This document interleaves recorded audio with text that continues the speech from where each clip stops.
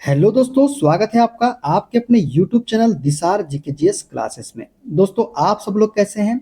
उम्मीद करते हैं आप सब लोग अच्छे होंगे, स्वस्थ होंगे, मस्त होंगे और अपनी तैयारी बेहतरीन तरीके से आप सभी कर रहे होंगे। दोस्तों, हम आपको यूथ साइंस बुक का सॉल्यूशन करवा रहे हैं, जिसमें दोस्तों आज हम आपको केमिस्ट्री का टॉपिक रेडियो एक्टिवता एवं नाभिकीय ऊर्जा के सारे क्वेश्चन करवाने वाले हैं। दोस्तों, जितने भी क्वेश्चन इस टॉपिक के इस बुक में दिए गए हैं उस क्वेश्चन का सॉल्यूशन हम अब आपको इस वीडियो में करवाने वाले हैं। वीडियो अच्छा लगे दोस्तों, वीडियो को लाइक कर दीजिएगा, शेयर कर दीजिएगा, कमेंट कर दीजिएगा। चैनल पे नए हैं, चैनल को सब्सक्राइब कर लीजिएगा और बेल आइकन को प्रेस कर लीजिएगा। और दोस्तों, हमसे जुड़ने के लिए, क्लास के अपडेट के लिए आप हमारा टेलीग्राम चैनल ज्वाइन कर सकते हैं। टेलीग्राम चैनल का लिंक मैंने डिस्क्रिप्शन बॉक्स में आपको दे दिया है। चलिए दोस्तों, देर ना करते हुए स्टार्ट करते हैं आज का अपना सेशन। और दोस्तों, सभी की प्लेलिस्ट हमने आपके लिए बना दी है, तो आप प्लेलिस्ट में जाके भी सारे वीडियो देख सकते हैं। चलिए स्टार्ट करते हैं आज का अपना सेशन। दोस्तों, आज हम पढ़ेंगे रेडियो एक्टिवता एवं नाभिकीय ऊर्जा के सारे क्वेश्चन। देखते हैं दोस्तों, पहला क्वेश्चन, रेडियो सक्रिय समस्थानिकों के उपयोग से प्राप्त ऊर्जा को डैश कहा जाता है। दोस्तों, रेडियो सक्रिय समस्थानिकों के उपयोग से प्राप्त ऊर्जा को हम बोलते हैं नाभिकीय ऊर्जा। क्या बोलते हैं? नाभिकीय ऊर्जा बोलते हैं। दोस्तों, रेडियो सक्रिय समस्थानिक के उपयोग से प्राप्त ऊर्जा को परमाणु ऊर्जा या नाभिकीय ऊर्जा कहा जाता है। नाभिकीय ऊर्जा वह ऊर्जा होती है जो एक परमाणु के नाभिक में संग्रहित होती है और यह नाभिकीय अभिक्रियाओं के माध्यम से मुक्त होती है। ठीक है, देखते हैं अगला क्वेश्चन, रेडियम तत्व की खोज निम्न में से किस वैज्ञानिक ने की थी। दोस्तों, रेडियम तत्व की खोज जो है ये की थी हमारा किसने? मैरी क्यूरी ने। किसने की थी? मैरी क्यूरी इसका राइट आंसर हो जाएगा। दोस्तों, तत्व रेडियम को 1898 में मैरी एवं पियरे क्यूरी द्वारा खोजा गया था। उन्होंने खनिज पिच ब्लेंड से तत्व को निकाला था जो यूरेनियम की तुलना में अधिक रेडियोधर्मी पाया गया था। किसकी तुलना में? यूरेनियम की तुलना में। देखते हैं अगला क्वेश्चन, रेडियोधर्मिता से तात्पर्य उस दर से है जिस पर एक विशेष न्यूक्लाइड रेडियोधर्मी क्षय से गुजरता है। रेडियोधर्मिता को मापने के लिए निम्न में से किस मात्रक का उपयोग किया जाता है। दोस्तों, रेडियोधर्मिता को मापने के लिए जो है हम उपयोग करते हैं किसका? क्यूरी का। किसका उपयोग करते हैं? क्यूरी का उपयोग करते हैं। दोस्तों, रेडियोधर्मिता को मुख्य रूप से बेकरल एवं क्यूरी में मापते हैं। बेकुरल एक ऐसा इकाई है जो कि प्रति सेकंड एक विघटन को दर्शाता है, जबकि क्यूरी 3.7 इंटू 1010 विघटन को दर्शाता है। किसको दर्शाता है? 3.7 इंटू 1010। ठीक है, देखते हैं अगला क्वेश्चन, निम्न में से कौन सा एक रेडियो एक्टिव तत्व नहीं है। तो दोस्तों, रेडियो एक्टिव तत्व नहीं है टाइटेनियम। टाइटेनियम जो है यह एक रेडियो एक्टिव तत्व नहीं है। प्लूटोनियम, यूरेनियम और थोरियम जो है ये रेडियो एक्टिव तत्व है। दोस्तों, टाइटेनियम जो है एक लोहे जैसी धातु है।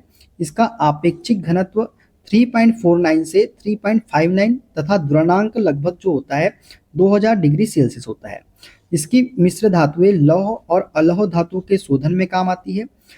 यह एक संक्रमण धातु है जो आवर्त सारणी के डी ब्लॉक में उपस्थित होता है। ठीक है, देखते हैं अगला क्वेश्चन, मैरी क्यूरी ने किसकी खोज के लिए नोबेल पुरस्कार प्राप्त किया।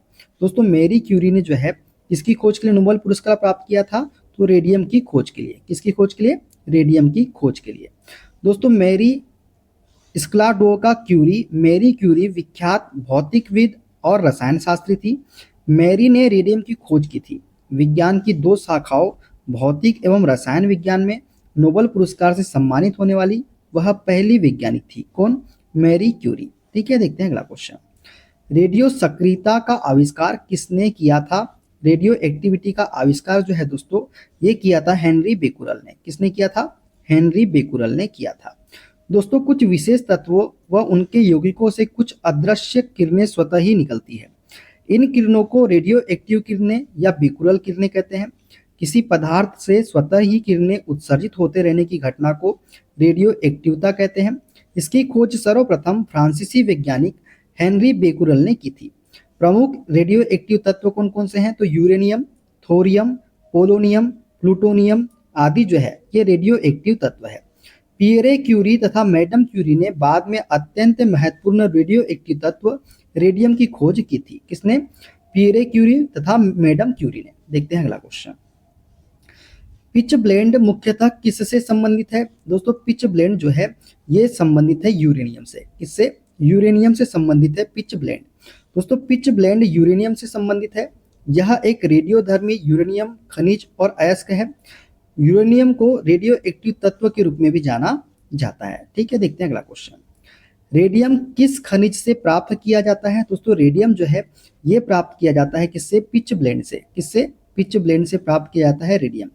रेडियम एक रेडियो एक्टिव तत्व है जो प्रमुख रूप से दो अयस्कों पिच ब्लेंड एवं कार्नोटाइट में पाया जाता है। पिच ब्लेंड गहरे नीले रंग का अयस्क है जिसमें यूरेनियम ऑक्साइड उपस्थित रहता है और पिच ब्लेंड के मुख्य निक्षेप प्रमुखतः कांगो, अफ्रीका तथा कनाडा में अवस्थित है। कहाँ पे? कांगो, अफ्रीका तथा कनाडा में। देखते हैं अगला क्वेश्चन। परमाणु बलों के सिद्धांत की खोज किसने की थी? दोस्तों परमाणु बलों के सिद्धांत की खोज जो है ये की थी हिदेकी युकावा ने। किसने की थी? हिदेकी युकावा ने जो है परमाणु बलों के सिद्धांत की खोज की थी। दोस्तों हिदेकी युकावा इन्होंने परमाणु बल का सिद्धांत की खोज की थी। एस एन बोस ने बोसान कण की खोज की थी। जे सी बोस ने क्रेस्कोग्राफ की खोज की थी और जे जे थॉमसन ने जो है इलेक्ट्रॉन की खोज की थी। किसकी? इलेक्ट्रॉन की। देखते हैं अगला क्वेश्चन। एक रेडियोधर्मी धातु जो केंद्रित ऊर्जा का एक प्रचुर स्रोत है और 1789 में खोज की गई थी जिसकी परमाणु संख्या 92 है, वह है। तो दोस्तों वो है हमारा यूरेनियम। ठीक है, जिसे कब खोजा गया था? 1789 में। दोस्तों यूरेनियम तत्व की खोज 1789 ईस्वी में क्लेफ्रोथ द्वारा पिंच ब्लेट नामक अयस्क से हुई थी। यूरेनियम रेडियोधर्मी धातु है जो नाभिकीय ऊर्जा का एक प्रचुर स्रोत है। यूरेनियम आवर्त सारणी के एक्टिनाइड श्रेणी का तृतीय तत्व है। यूरेनियम चमकदार श्वेत रंग की धातु है जिसका संकेत क्या है? यू है। परमाणु संख्या कितनी है? 92 है और परमाणु भार कितना है? 238.03। ठीक है, देखते हैं अगला क्वेश्चन। परमाणु के भीतर न्यूट्रॉन द्वारा प्रोटॉन पर आरोपित बल कहलाता है। दोस्तों परमाणु के भीतर न्यूट्रॉन द्वारा प्रोटॉन पर आरोपित बल जो है ये नाभिकीय बल कहलाता है। क्या कहलाता है? नाभिकीय बल कहलाता है। दोस्तों नाभिकीय बल क्या होता है? परमाणु के नाभिक में उपस्थित प्रोटॉन तथा न्यूट्रॉन के बीच लगने वाले बल को ही हम क्या बोलते हैं? नाभिकीय बल बोलते हैं। विद्युत स्थैतिक बल किसे बोलते हैं? तो दो स्थिर बिंदु आवेशों के मध्य लगने वाले बल को विद्युत स्थैतिक बल कहते हैं। गुरुत्वाकर्षण बल किसे बोलते हैं? दो या दो से अधिक पिंडों के बीच कार्य करने वाले पारस्परिक आकर्षण बल को गुरुत्वाकर्षण तथा उससे उत्पन्न बल को गुरुत्वाकर्षण बल कहते हैं। जैसे चंद्रमा का पृथ्वी के चारों ओर परिक्रमा करना, ये गुरुत्वाकर्षण बल का ही उदाहरण है। बात करें दोस्तों ज्वारीय बल के बारे में, तो ज्वारीय बल वह बल है जिससे एक वस्तु अपने गुरुत्वाकर्षण से किसी दूसरी वस्तु पर स्थित अलग अलग स्थानों पर अलग अलग स्तर से लगाती है। जैसे पृथ्वी पर समुद्र में ज्वार भाटा चंद्रमा के गुरुत्वाकर्षण प्रभाव के कारण आता है। ठीक है, यही क्या है? ज्वारीय बल है। देखते हैं अगला क्वेश्चन। परमाणुओं से प्राप्त ऊर्जा को डैश कहते हैं। दोस्तों परमाणुओं से प्राप्त ऊर्जा को हम बोलते हैं नाभिकीय ऊर्जा। क्या बोलते हैं? नाभिकीय ऊर्जा हम बोलते हैं। परमाणुओं से प्राप्त ऊर्जा को नाभिकीय ऊर्जा कहते हैं। देखते हैं अगला क्वेश्चन। निम्न में से किसका प्रयोग नाभिकीय रिएक्टर में विखंडनीय ईंधन के रूप में किया जाता है? तो दोस्तों ये है हमारा option number B, U-235। Uranium 235 का उपयोग जो है दोस्तों नाभिकीय रिएक्टर में विखंडनीय ईंधन के रूप में किया जाता है। दोस्तों नाभिकीय रिएक्टर में विखंडनीय ईंधन के रूप में U-235 का प्रयोग होता है। भारत में नाभिकीय रिएक्टरों की कुल संख्या 23 है जिनकी कुल क्षमता कितनी है? 7480 मेगावाट। कितना है? 7480 मेगावाट है। देखते हैं अगला क्वेश्चन। इनमें से किसका उपयोग कैंसर के उपचार में किया जाता है? तो दोस्तों कोबाल्ट के समस्थानिक का उपयोग जो है दोस्तों कैंसर के उपचार के लिए किया जाता है। किसके? कैंसर के उपचार के लिए। दोस्तों कोबाल्ट 60 का प्रयोग रक्त कैंसर ल्यूकेमिया के उपचार में किया जाता है। यह कोबाल्ट का मानव निर्मित समस्थानिक है। इसमें रेडियो एक्टिव गुण पाए जाते हैं। रक्त कैंसर WBC श्वेत रक्त कणिकाएं की संख्या में असामान्य वृद्धि होने से होता है जिसे ल्यूकीमिया कहा जाता है। कोबाल्ट 60 गामा किरणों का उत्सर्जन करता है। यही कारण है कि इसका उपयोग रक्त कैंसर रोग के उपचार के लिए किया जाता है। देखते हैं अगला क्वेश्चन। मेटास्टेटिक अस्थि कैंसर के उपचार के लिए किस रेडियो आइसोटोप का उपयोग किया जाता है?